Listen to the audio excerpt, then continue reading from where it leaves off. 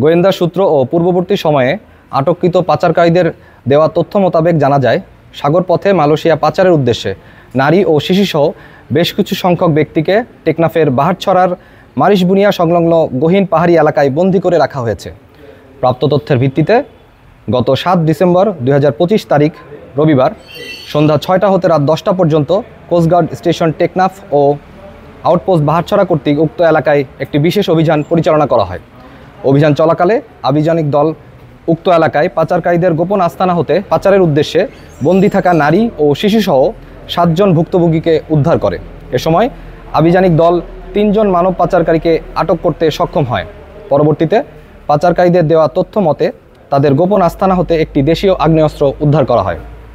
উদ্ধারকারীদের জিজ্ঞাসাবাদে জানা যায়, কয়েকটি সংঘবদ্ধ পাচারকারী চক্র বিদেশে উন্নত জীবনযাপনের স্বপ্ন, উচ্চ বেতনের চাকরি এবং অল্প খরচে বিদেশ যাত্রার প্রলোভন দেখিয়ে টেকনাফ সহ দেশের বিভিন্ন এলাকা থেকে বাংলাদেশি ও রোহিঙ্গা নাগরিকদের মালয়েশিয়া গমনের উদ্বুদ্ধ করে সাগর পথে পাচারের পরিকল্পনা করছিল।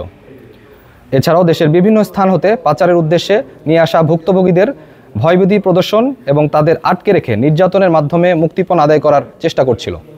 উদ্ধারকৃত ব্যক্তি, জব্দকৃত আগ্নেয়াস্ত্র ও আটককৃত অপহরণকারীদের পরবর্তী আইনানুগ ব্যবস্থা গ্রহণের কার্যক্রম প্রক্রিয়াধীন রয়েছে। মানব পাচার রোধে বাংলাদেশ কোস্টগার্ড ভবিষ্যতেও এ ধরনের অভিযান অব্যাহত রাখবে।